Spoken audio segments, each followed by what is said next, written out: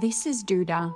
I met her a few years ago, and this trip, I flew to Brazil to see her, not to see Brazil. What I didn't expect was to spend a week being adopted by an entire family and a whole group of strangers who had zero reason to care about me. By the end of this trip, I was going to ask myself a question I still don't fully have the answer to. What actually makes a place feel like home? And can you build one out of people you've known for way less time than you've been alive? This is actually the first time in 3 years I've flown somewhere to see someone.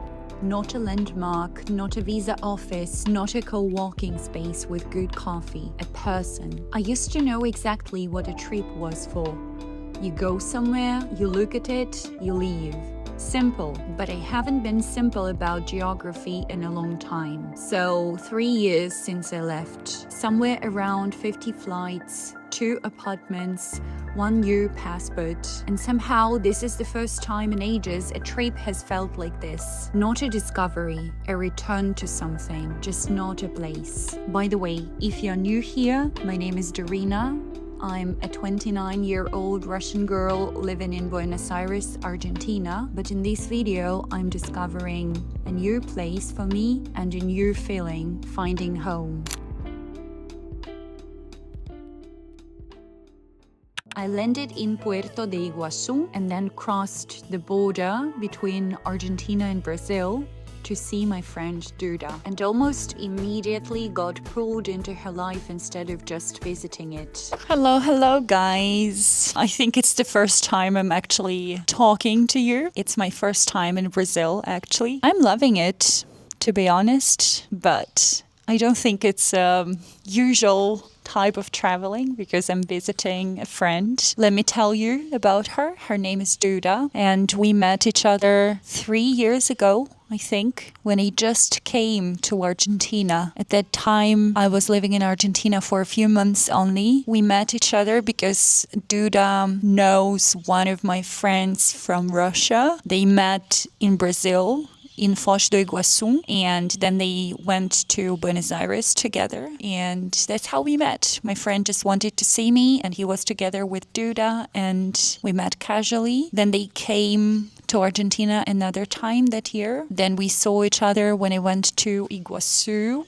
last year. Maybe you saw that vlog. It was one of the first vlogs on my channel, actually. So yeah, now I'm here visiting a friend I made at the beginning of my immigrant life. So I would say it's a friend I made before even becoming a real immigrant. Yeah, I was already an immigrant, but it takes time to settle in, to understand how it works, how your new life works, and it's interesting actually. I think I could say that I met her before I became a person who has to explain to every new friend all her story of moving from Russia to Argentina, then becoming an Argentinian. So this friendship is really precious to me. And here I'm feeling like at home a lot, even though it's very different to Argentina, to what I'm used to in Russia. Brazilians, they're very friendly, very open, and I love her family actually. Her mom speaks English very well, and I try to understand Portuguese, but I'm not so good at it. I can only say a few phrases, maybe I can understand some of it, but when they start talking really fast, I don't understand any of it. And this trip, it's not a vacation really, because I'm not touring that much, but we're going to see some touristic places in Foz do Iguaçu, but we're also going to some parties. Like tonight we're going to Duda's client's party, birthday party actually, and it will be interesting to see Brazilians, how they celebrate their birthdays. I know they have a very special birthday song. It's not like happy birthday to you, but they have special words in it, and it's longer than we're used to. It's not a homecoming either, because this was never my home. So what is it for me? That's a big question. I need to understand it by the end of the week. I think I would say it's this category of traveling no one actually talks about. I'm visiting a friend while I don't actually have a place to invite her back to because it's a little bit complicated. I want to start traveling more when my boyfriend has his documents. It's hard to explain this feeling, you know. If I say to her that I want her to come visit me sometime, there's no fixed place where I want her to come. Of course, I hope she's coming for my wedding to Buenos Aires, but after that, in 1 year's time, I think, I move somewhere maybe, and then I don't have a fixed place anymore. What if I'm moving a lot? And then what if I want to go back to Argentina? Or maybe I want to try and live in Brazil. Or maybe I want to try and live in Europe. I don't know. It's hard. So this phrase, come visit me sometime, doesn't have the same connotation it has for other people. That's the life of an immigrant. So we bought some snacks at the supermarket. We're going to try them now. And in the evening, we're going to this party. And tomorrow, Duda organized a special party for my birthday. And I'm feeling so excited about it. And the weather here is amazing. It's so warm. You know, now it's around 22 degrees, which is very different to Buenos Aires. In Buenos Aires, it's winter now. So it is 14 degrees in Buenos Aires. Almost 10 degrees difference. So let's explore my feelings about this trip. I need to digest more. I need to take in to be able to give something back.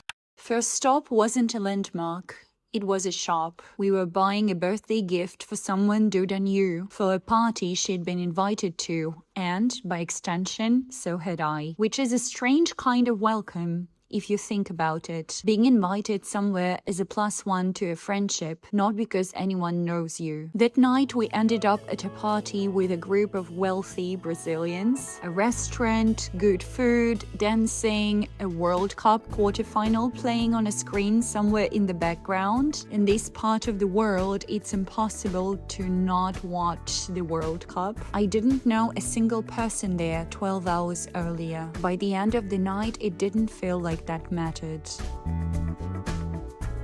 They will come, they will come. Like the sun, like the sun.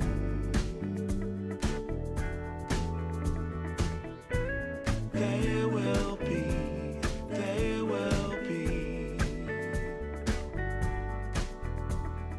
Everything. Everything.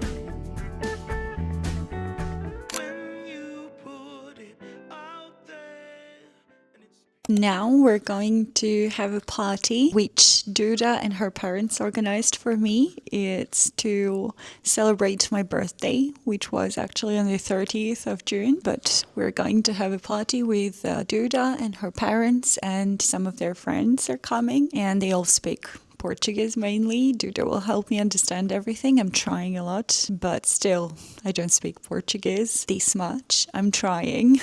Like my Spanish and Italian help me. French maybe too, but Spanish mainly. Hope it will go fine with me trying to understand everything. Technically, Duda and her parents threw me a birthday party. Their friends came. People who lived nearby. People I had never met. People who came for Duda's family and stayed to celebrate someone they didn't know at all. I keep coming back to that detail. A room full of strangers, all there because of a friendship they trusted enough to just show up. I've lived in Argentina for 3.5 years now, and I still don't think I've gotten used to being taken care of by people who owe me nothing. I can't read your mind, but your love for moves that change all the time. Change all the time.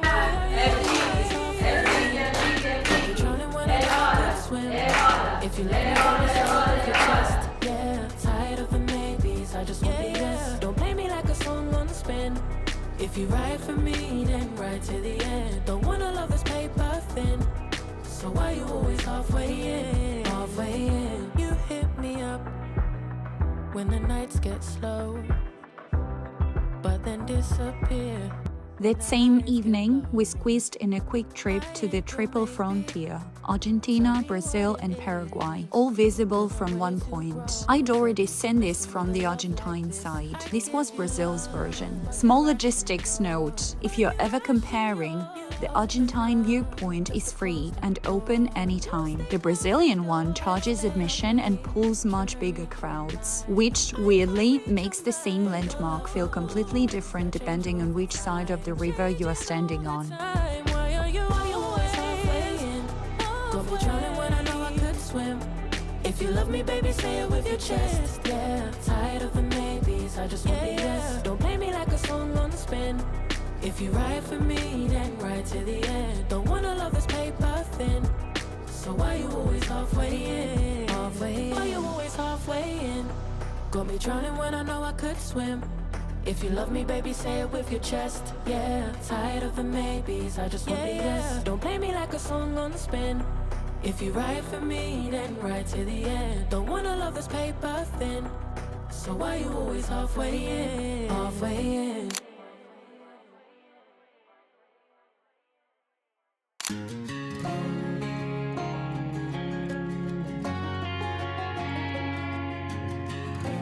We finally made it to the falls themselves, but first a detour through a hotel that might be the closest thing to actually staying inside a postcard. Duda knew someone who worked there, and he gave us a few minutes of his time before his shift pulled him away.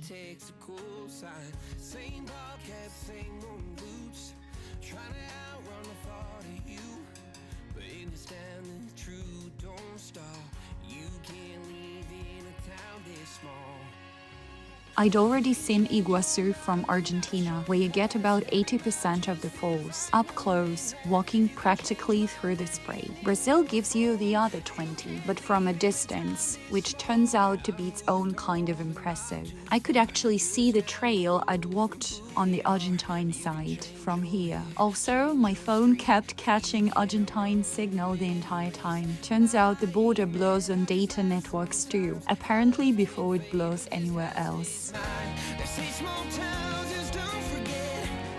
I guess you're right about that. You can change your mind, but not your past. Every mile just feels like moving half. You can change my name in your phone. You can't leave in a town this small.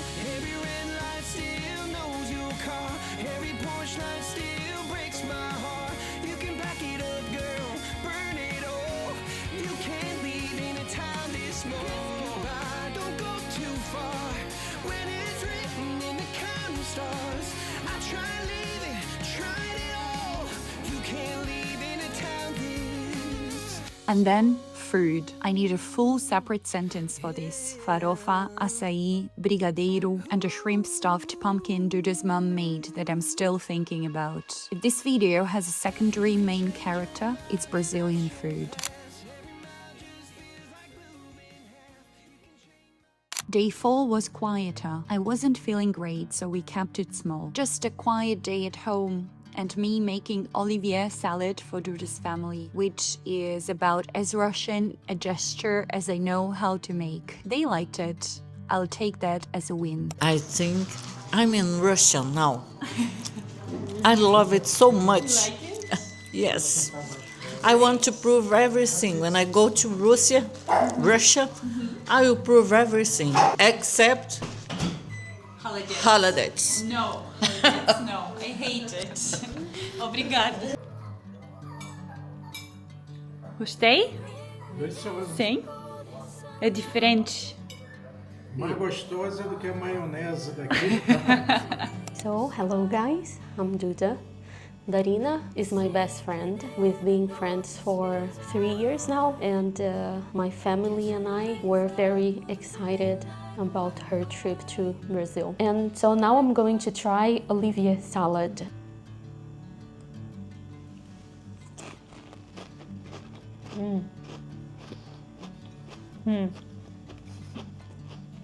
Muito gostoso. Now I'll say the adjectives that I know in Russian.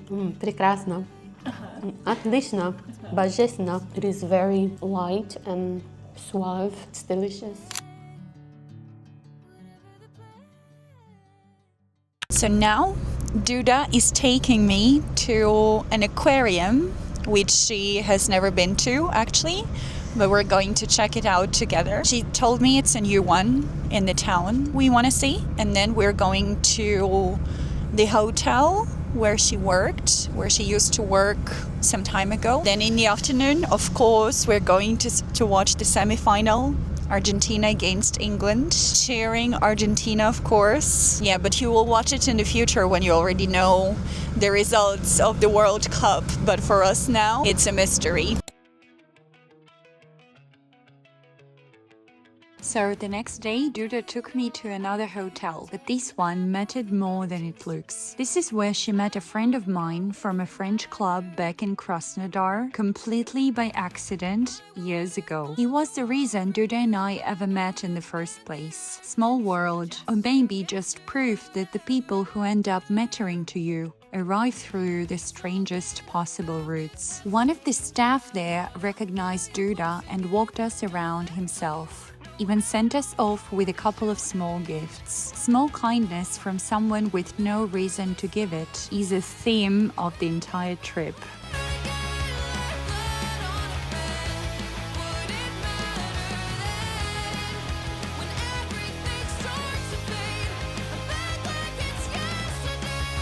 Then we saw the aquarium. It's new, loud, full of kids, exactly as chaotic as you'd expect, and genuinely fun anyway.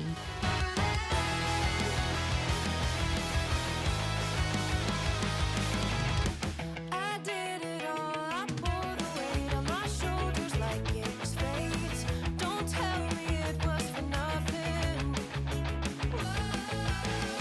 You told me love wasn't true, 'cause it didn't feel real to a cynic like you. But I'm pretty sure we walked into something.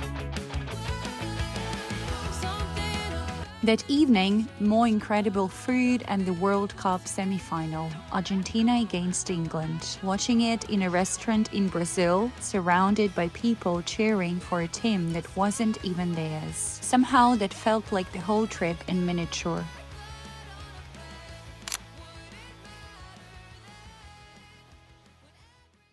So this was my last full day in Brazil. We went to the Itaipu Dam, which is sitting right on the border between Brazil and Paraguay. This single dam supplies something like 90% of Paraguay's electricity and around 15 to 20% of Brazil's. Despite Brazil being one of the biggest economies on the continent, it was for decades the most productive power plant on Earth, only overtaken by the Three Gorges Dam in China. Standing next to it, that number actually makes sense. It doesn't look like infrastructure. It looks like something closer to a landscape.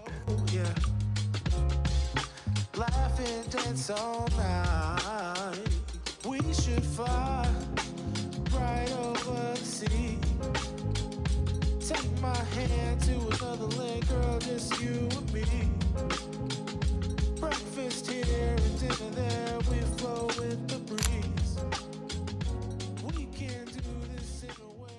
As in this video, I'm exploring the topic of finding home, losing it actually, and then finding it. I was thinking of asking Duda what home is for her, and let's listen to what she has to say. Home is somehow utopic. We live in the present, but we are always thinking about our future and how we would like it to be, the things that we would like to do, the places we would like to go, the people we would like to meet, and the things we would like to have. So there are many instances of home, but I believe we always have this desire inside each one of us that is natural and that it will never be fulfilled actually during our lives. We will always desire something that we do not have. I believe home is the present, living in the present. I've been thinking about that question for longer than this trip. I left my country by choice 3.5 years ago now, and for a long time home stopped meaning anything specific. I went back once about a year ago, and it didn't feel like home anymore either. It felt like a place I used to know. But somewhere in these 3.5 years, Buenos Aires became the place I mean when I say I'm going home. Not because I grew up there, because I chose it and it started choosing me back. The same way this trip did, honestly. A week with a friend, her family, her neighbors, a room full of people who'd never met me and fed me and threw me a party anyway. I used to think home was a place you were born into, or a place you picked on a map and decided to call yours. I don't think that's it anymore. I think home is just people who are waiting for you. Doesn't matter where you are, doesn't matter how long it's been, doesn't matter if they raised you or you only met them a few years ago. If there's someone who's genuinely glad you walked through the door and would be glad again tomorrow and next year and in some other country entirely, that's it. That's the whole definition. I have that in Buenos Aires now, after 3.5 years of building it from nothing. And apparently for 1 week I had it in Foz do Iguaçu too, in a house I'd never been to before, with a family that had no reason to throw me a birthday party and a room full of strangers who showed up anyway.